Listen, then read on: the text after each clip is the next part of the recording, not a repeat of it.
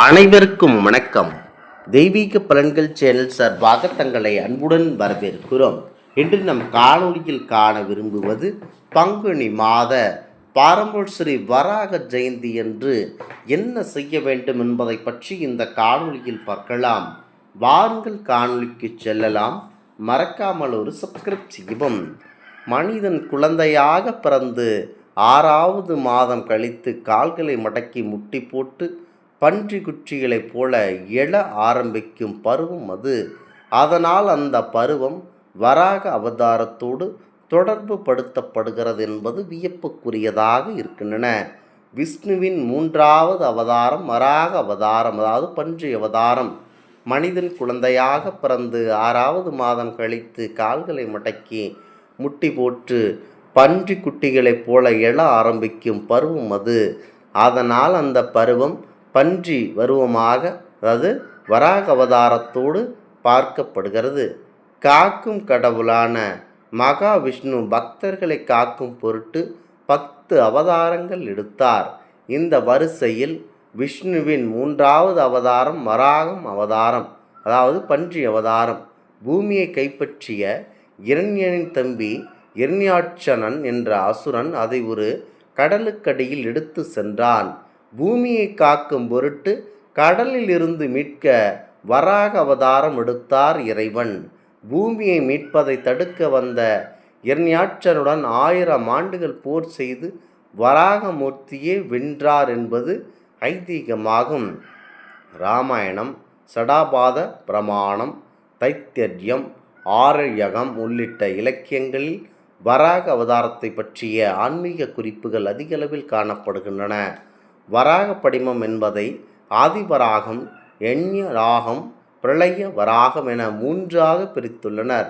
வராகனின் வடிவத்துக்கேற்றபடி இந்த பிரிவு பிடிக்கப்பட்டுள்ளது. இந்த அவதாரத்தின் போது சிவபெருமானின் அடியை காண 7 உலக மண்ணையும் இடறி பறித்தும் அதை காண முடியவில்லை. முக்கியமாக சிவபெருமானுக்கு அப்படி ஒரு சக்தி உண்டு. இந்திய முழுவதும் பல பெருமாள் கோயில்கள் உள்ளன. அதில் வராக அவதாரத்தை பறைசாற்றும் விதமாக ஏரன் என்ற இடத்தில் குப்தர்கள் காலத்து வராக படிமம் உள்ளது. இதுவே தற்போது கண்டுபிடிக்கப்பட்டுள்ள படிமங்களில் மிக தொன்மையானது. மாமல்லபுரத்தில் ஆதிவராக வடிவம் குடைவரையாக செதுக்கப்பட்டுள்ளது. மாமரத்தில் இருப்பது கிபி 7ஆம் மற்றும் 8ஆம் நூற்றாண்டை சேர்ந்தவராக இருக்கலாம் என கருதப்படுகிறது. மதுரை திருப்பரங்குன்றம் மற்றும் காஞ்சிபுரத்து கைலாசநாதர் கோவில் ஆகியவற்றில் குடைவரையாக வராகமூர்த்தி உள்ளார். இவரை பல்லவ மன்னன் சோழர் காலத்தில் அமைக்கப்பட்டதாக தெரியப்படுத்தப்படுகிறது. மனிதன் குழந்தையாக பிறந்து 6வது மாதம் கழித்து கால்களை முடக்கி முட்டி போட்டு பன்றி குட்டிகளை போல எழ ஆரம்பிக்கும் பருவம் அது.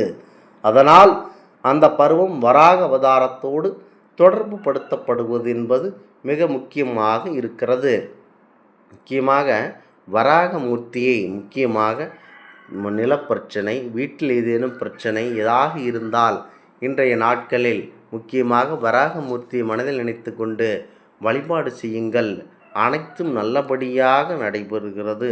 குறிப்பாக இந்த நாட்களில் பூமியை கடலுக்கடியிலிருந்து கைப்பற்ற வேண்டும் என்பதற்காக பெருமாள் எடுத்த அவதாரம்தான் இந்த வராக அவதாரம். நம்மில் நிறைய பேருக்கு இந்த புராண கதை தெரிந்திருக்கும். இந்த வராகமூர்த்தி இந்த பூமியில் அவதாரம் செய்த நாள்தான் வராக ஜெயந்தி. முக்கியமாக இந்த பஞ்சமி திதியில், அதாவது பங்குனி மாத இந்த பஞ்சமி, சித்திரை மாத பஞ்சமியில் வராகமூர்த்தியை நினைத்து வழிபடுபவர்களுக்கு அனைத்தும் நல்லபடியாக நடைபெறுகிறது. முக்கியமாக இந்த நாளில் வராகரை வழிபாடு செய்தால் நமக்கு கோடி புண்ணியம் கிடைக்கும். பெயர், புகழ், அந்தஸ்து, ஆயுள், ஆரோக்கியம், ஐஸ்வர்யம் இவை எல்லாம் ஒரு சேர கிடைக்க வேண்டுமென்றால் இன்றைய தினம் பெருமாள் வழிபாடு செய்வது சிறப்பான பலனை கொடுக்க வல்லது. பெருமாள் வழிபாட்டில் குறிப்பாக இந்த வராகமூர்த்தியை வழிபாடு செய்ய வேண்டும். உங்களுடைய வீட்டின் அருகிலேயே இந்த வராகமூர்த்தி அவதாரத்தோடு ஏதேனும் சன்னிதானம் இருந்தால் அந்த இடத்திற்கு சென்று வழிபாட்டை மேற்கொள்வது சிறப்பான. முக்கியமாக பெரும்பாலான இடங்களில் இந்த வராகமூர்த்தியை எளிதில் காண முடியாது.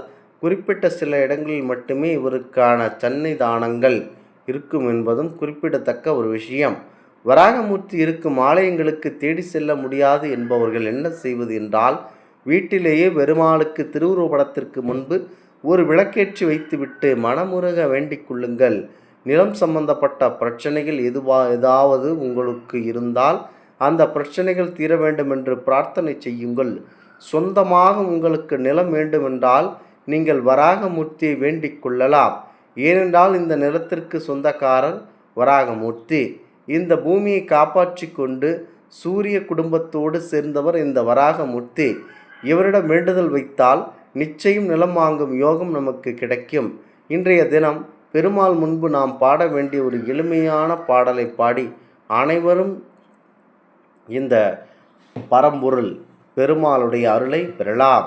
கோமள மலர் பார்வைக்கு அன்பாகி என் அப்பனேயோ நீ வரை 2 விரை இந்த பாடலை பாடினால் அனைத்தும் நல்லபடியாக நினைக்கும். முக்கியமாக தன்னுடைய கோர பற்களால் கடலை 2ஆக பிளந்து கடலுக்கு அடியில் இருக்கும் பூமி அப்படியே காப்பாற்றி மேலே கொண்டு வந்தவர்தான் இந்த வராகமூர்த்தி. அதை வர்ணிக்கும் வகையில் இந்த பாடல் நமக்கு கொடுக்கப்பட்டுள்ளது. இன்றைய தினம் பெருமாள் முன்பு இந்த பாடலை பாடி நினைப்பவர்களுக்கு அனைத்தும் நல்லபடியாக கண்டிப்பாக நடைபெறுகிறது. குறிப்பாக இன்றைய தினங்களில் பரம்பொருள் பெருமாளை மனதில் நினைத்து கொண்டு எந்த பிரச்சனையாக இருந்தாலும் அதனை மனதில் நினைத்து கொண்டு வழிபட வேண்டும். வராக ஜெயந்தி என்பது மகாவிஷ்ணு பூமியை காப்பதற்காக பஞ்சு உருவம் கொண்டு எடுத்து இரணியாட்சனை வரம் செய்து பூமாதேவியை பார்க்கடலிலிருந்து மீட்ட தினமாகும். பார்த்திரபர்த சுக்லபட்சி திருதியை சில இடங்களில் சித்திரை ரேவதி என்று கொண்டாடப்படும் இந்த நாளில் வராகரை வழிபடுவது நிலப்பிரச்சனை, கடன் பிரச்சனை மற்றும் எதிரிகளின் தொல்லைகள் நீங்கி செல்வத்தையும் தைரியத்தையும் வணங்கும். வராகர் பூமியை தாங்கி பிடிக்கும் தெய்வம். எனவே இந்த நாள் பூமி பூஜை செய்து நிலம் வாங்குவது அல்லது வீடு கட்டுவது மிகவும் சுபமாக கருதப்படுகிறது. இரணியாட்சன் என்ற அசுரனை வதம் செய்ததால் இவரை வணங்கினால் எதிர்ப்புகள், பொறாமை மற்றும் தீய சக்திகள் விலகும். வராக பெருமாளை வணங்குவது, குறிப்பாக திருமலை வராக சுவாமியை நினைத்து வழிபடுவது செல்வ வளம் மற்றும் கடன்கள் தீர வழிவகுக்கும். வராக ஜெயந்தி என்று காலை விஷ்ணு சக்கர நாமம் பாராயணம் செய்வது, வராக காயத்ரி மந்திரம் சொல்வது சிறந்ததாகும். வராகமூர்த்திக்கு வெண்ணெய், பால், பழங்கள் மற்றும் துளசி கொண்டு அபிஷேகம் செய்து வழிபடுவது மிகவும் விசேஷம். வராக ஜெயந்தி என்று ஸ்ரீ லக்ஷ்மி வராகரை வணங்கி பூமாதேவிக்கு நன்றி செலுத்தி தர்மத்தை காக்க சபதம் ஏற்பது நிகழ்வாக கருதப்படுகிறது. இந்த ஆன்மீக தகவல் உங்களுக்கு பிடித்து இருந்தால் தெய்வீக பலன்கள் சேனலை கண்டிப்பாக சப்ஸ்கிரைப் செய்து கொள்ளவும். மீண்டும் ஒரு நல்லதொரு காணொலியில் உங்களை சந்திக்கிறோம். நன்றி, வணக்கம்.